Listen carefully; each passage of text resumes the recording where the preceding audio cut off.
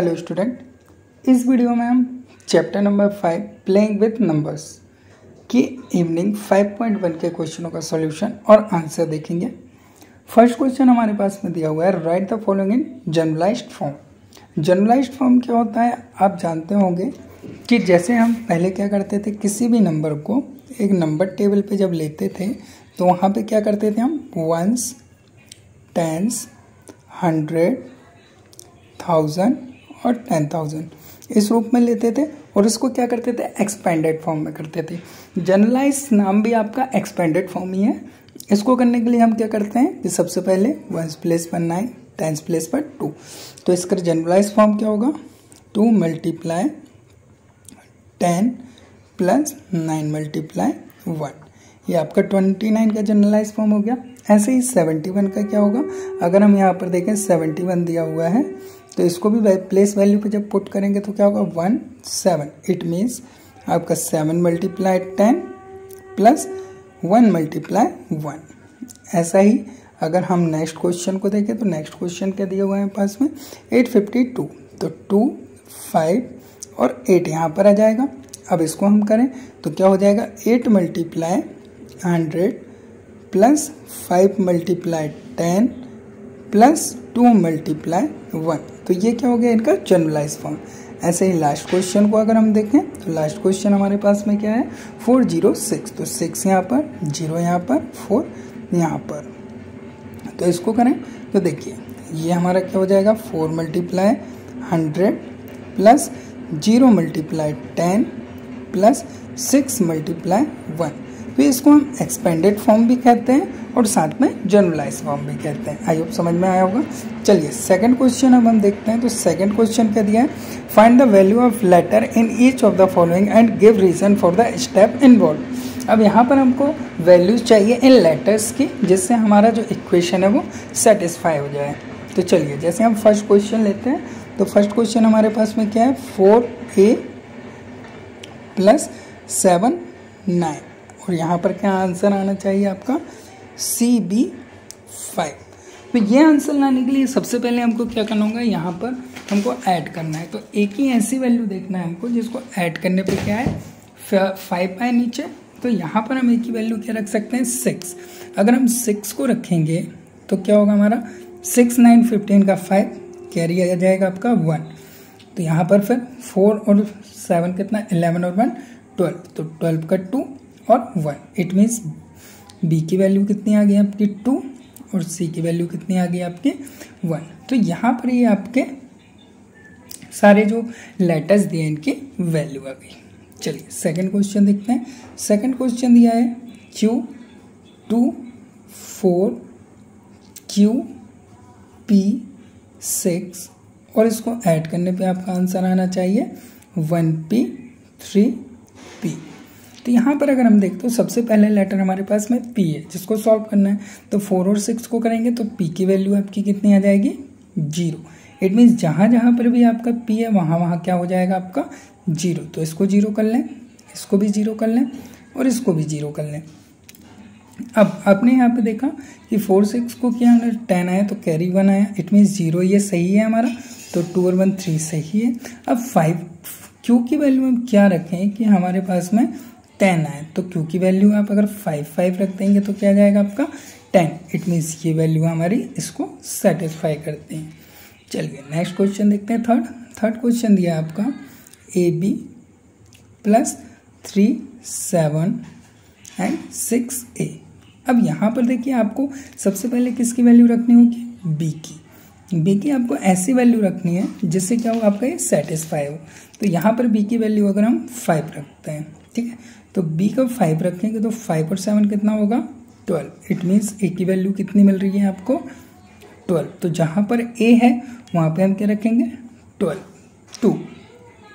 तो यहाँ पर अभी अगर हम 2 रखें तो हमने देखा अभी कि B की वैल्यू हमने 5 रखी थी तो हमारा कितना आया था 12, तो कैरी यहाँ पे फॉरवर्ड होगा, तो 2 और 1 3 और 3 6, इट मीन्स ये वाली जो हमारी वैल्यू है B की 5 और A की 2 ये हमारी सेटिस्फाई करती है इस क्वेश्चन को, तो ये हमारा आंसर हो जाएगा। ऐसे ही नेक्स्ट क्वेश्चन देखते हैं। तो नेक्स्ट क्वेश्चन आपके पास में है A 8 4 B इसको सब्ट्रैक्ट क्या करना है, C81।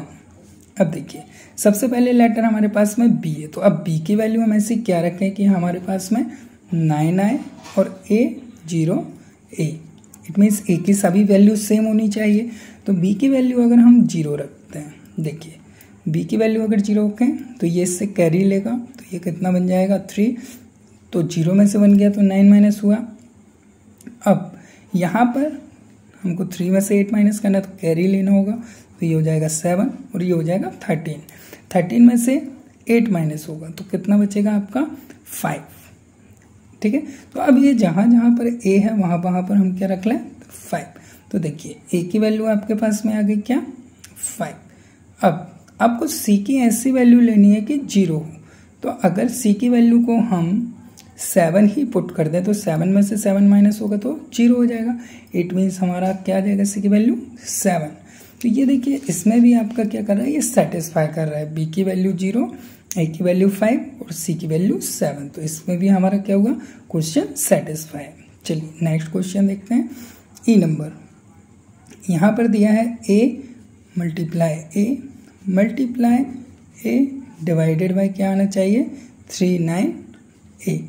अब देखिए यहाँ पे आपने मल्टीप्लाई में देखा होगा, जब भी हम किसी 2 डिजिट का मल्टीप्लाई करते हो तो सेम नंबर किस में आता है, तो सेम नंबर सिर्फ हमारा एक लेटर में आता है। A का अगर हम 6 ले लें, 6 लेंगे तो सभी जगह हमारा क्या आएगा 6। तो A का लेटर हम 6 लें तो यहाँ पर भी हम क्या रखेंगे, जहाँ जहाँ A है यहाँ पर भी 6 रखेंगे, यहाँ पर भी 6। तो यहाँ पे 6 6 36, कैरी कितना फॉरवर्ड हुआ 3 और A की वैल्यू हमारी कितनी है 6 6 36 और 3 39। देखिए A की हमारी जो वैल्यू हमने 6 ली है ये हमारी इस इक्वेशन को सेटिस्फाई कर रही है। इट मीन्स हमारा A का आंसर क्या है 6। चलिए F देखते हैं। F नंबर आपको दिया हुआ है A 9 multiply B upon A और 1। अब देखिए सबसे पहले यहाँ पे B आया हमारे पास में, तो B की ऐसी क्या वैल्यू लें कि मल्टीप्लाई करने पे क्या है हमारे पास में 1। तो आप जानते हैं कि 9 की टेबल अगर हम पढ़ें तो 9 9 जा 81 होता है। तो B की वैल्यू हमारी 9 आ गई तो 81 का 1 और 8 हमारा क्या आ गया कैरी आ गया। अब हमको चाहिए A की वैल्यू, तो A की वैल्यू क्या रखें कि हमारा ये क्वेश्चन जो है वो सेटिस्फाई करे। तो चलिए अगर A की वैल्यू को हम 4 रखते हैं तो B की वैल्यू हमारे पास में क्या है 9 है और A की वैल्यू को हमने कितना पुट किया है यहाँ पे 4 पुट किया है। तो यहाँ पर अगर हम 4 पुट करें तो क्या होगा 4 9 जा 36 में अगर हम 8 को ऐड करें तो हमारे पास में क्या आ रहा है 4। तो देखिए A की वैल्यू हमारी सेटिस्फाई हो रही है जो कि हमने क्या पुट की है A, और B की वैल्यू हमारी क्या सेटिस्फाई हो रही है 9। इट मीन्स कि हमारी जो A की वैल्यू है वो क्या हो जाएगी यहाँ पर 4, A की वैल्यू क्या हो जाएगी हमारी 4। तो ये दोनों वैल्यूज हमारे इस क्वेश्चन को क्या करेंगे सेटिस्फाई। आई होप समझ में आ रहा होगा। चलिए नेक्स्ट क्वेश्चन देखते हैं। जी नंबर क्वेश्चन क्या है आपके पास में, जी नंबर दिया हुआ है AB multiply AB। It means आपको A और B की वैल्यू सेम लेनी है। तो यहाँ पर क्या है CCY। तो यहाँ आपने देखा होगा कि अगर A की पोजीशन पर मैं 1 लूँ और B की पोजीशन पे क्या लूँ 5, तो 15 मल्टीप्लाई 15 क्या होता है 2 2 5। देखिए आपकी वैल्यू सेटिस्फाई हो रही हैं, C की वैल्यू दोनों सेम आ रही हैं और A और B की वैल्यू भी सेम आ रही है। या मैं अगर इसकी जगह पे A की जगह पे 2 लूँ और B की जगह पे 1, तो 21 मल्टीप्लाई 21 कितना होता है मेरे पास में 4 4 1। देखिए यहाँ पे भी आपकी C की दोनों वैल्यू क्या आ रही हैं सेम और Y की वैल्यू क्या आ रही है 1। तो यहाँ पर आप A और B की वैल्यू दोनों में से कुछ भी ले सकते हैं। या तो आप A की वैल्यू को 2 ले लें, B की वैल्यू को 1, या A की वैल्यू को आप 1 ले लें और B की वैल्यू को 5। तो दोनों ही कंडीशन में आपका आंसर सही होगा, वैल्यू सेटिस्फाई करेंगे। चलिए लास्ट क्वेश्चन देखते हैं। लास्ट क्वेश्चन दिया हुआ है 2PQ प्लस AB1 और आना चाहिए क्या आंसर B1 8। चलिए अब अगर इसमें हम देखें तो Q में हम क्या ऐड करें कि हमारे पास 8 आए। तो Q में अगर हम 7 की वैल्यू रखते हैं तो 7 और 1 कितना हो जाएगा हमारा 8। अब P और B बचा हमारे पास में। P और B की वैल्यू क्या रखें कि बना है, तो यहाँ पर अगर हम P की वैल्यू को 5 रख दें और B की वैल्यू को 6 रख दें तो हमारे पास में क्या होता है 11 हो जाएगा। 5 और 6 11, तो P की वैल्यू को हम 6 रख रहे हैं, B की वैल्यू को 6, 5 और 6 तो 11 का 1 कैरी क्या आया आपका 1 फॉरवर्ड हुआ। अब यहाँ पर क्या वैल्यू रखें, तो 1 और 2 हमारा 3 हो गया कि बैक B की वैल्यू हमारे पास 6 आ जाए, क्योंकि B हम ऑलरेडी यहाँ से निकाल चुके हैं तो B की वैल्यू 6 है। तो देखिए 3 आपके पास ऑलरेडी है, तो इट मीन्स A की वैल्यू को अगर आप 3 रख दें तो आपकी ये वैल्यूज आपकी इस इक्वेशन को सेटिस्फाई करती हैं। आई होप समझ में आया होगा। चलिए नेक्स्ट वीडियो में नेक्स्ट एक्सरसाइज करेंगे। Thank you for watching this video.